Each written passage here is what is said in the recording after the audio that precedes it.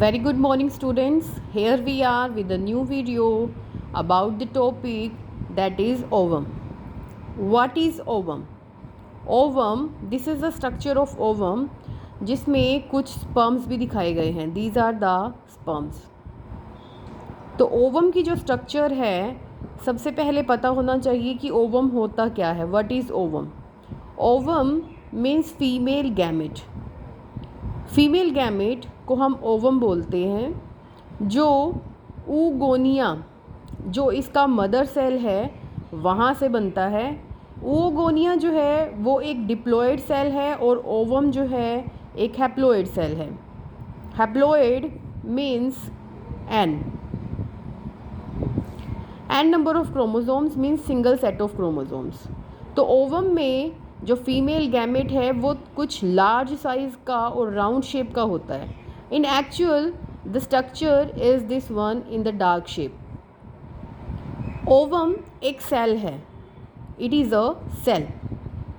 Female gamete मतलब एक cell जिसमें जो न्यूक्लियस होगा, हर सेल में न्यूक्लियस होता है.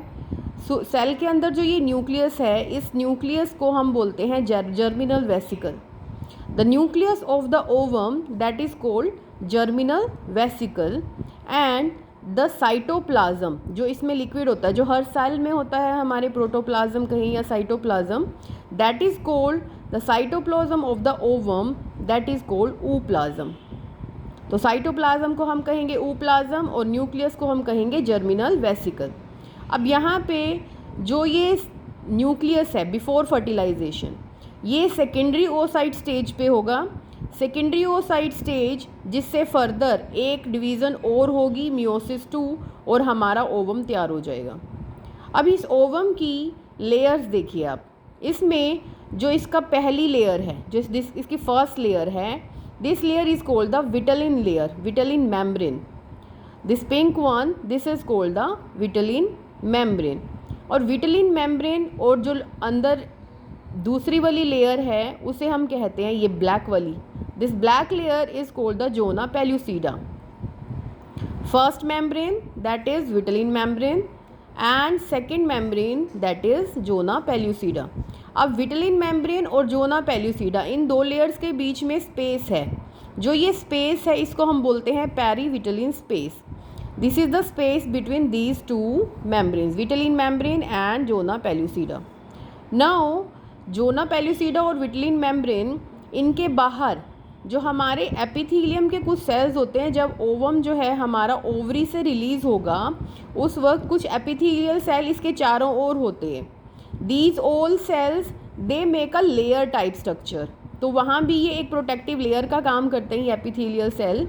And these cells, these are called corona radiata. this is the cells of the corona radiata. तो corona radiata एक तरह से इसकी आउटर वॉल का काम करती है, प्रोटेक्टिव लेयर का, ताकि ज़्यादा स्पर्म जो है इसके अंदर, इसके पास जो है एंटर ना कर सके. अब जो स्पर्म इसके अंदर एंटर कर जाता है तो वो सबसे पहले रिएक्शन करता है जोना पेल्यूसिडा पे.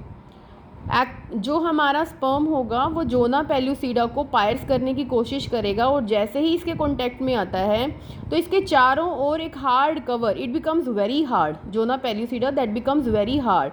तो उसमें चेंजेस आ जाते हैं और ये नेक्स्ट स्पर्म को एंट्री नहीं करने देते. That is why only one sperm out of this whole can fertilise this egg.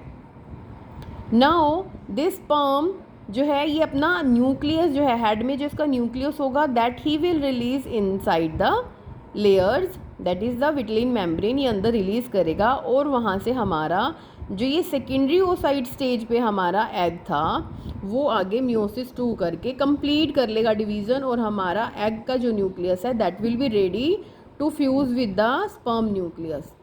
And you know sperm nucleus है यहाँ पे, अब हमारा ओवम का न्यूक्लियस है, ये दोनों क्या करेंगे, फ्यूज़ कर जाएंगे, जुड़ जाएंगे. और जो हमारा ये होता है इसमें भी न्यूक्लियस हमारा एन है, यहाँ पे भी न्यूक्लियस हमारा एन है. This both n will combine to make a 2n, और यहाँ पर हमारी फर्टिलाइजेशन कंप्लीट हो जाती है. तो इस तरह से ओवम जो है that is and the sperm both are taking place in the process of fertilisation. जो ओवम का डायमीटर होता है दैट इज़ अराउंड 0.15 मिलीमीटर, जो इसका डायमीटर है. सो ये इतना बड़ा है कि आप इसको नेक्ड आई से देख सकें। तो ये हमारा एग है, ओवम जिसे हम बोलते हैं, जो फर्टिलाइजेशन करता है with the sperm, and after fertilisation जो है ये क्या बनाएगा, जाइगोट। जाइगोट क्या हुआ, which is n+n 2n cell. Zygote means 2n cell, first diploid cell of the body, जो आगे कंप्लीट बॉडी में कन्वर्ट होगा। So this is the structure of the ovum, and the fertilisation जो है वो हमारी एम्प्यूलरी रीजन में होती है। जो फीमेल ट्रैक है उसके एम्प्यूलरी रीजन में हमारा फर्टिलाइजेशन होगा। So here it is given the different layers of the ovum and how the fertilization occur. So see the video and do the topic and learn it effectively, and if you have any question regarding human reproduction or structure of the ovum, or you can say biology, please write in the comments. I will answer the questions. Thank you.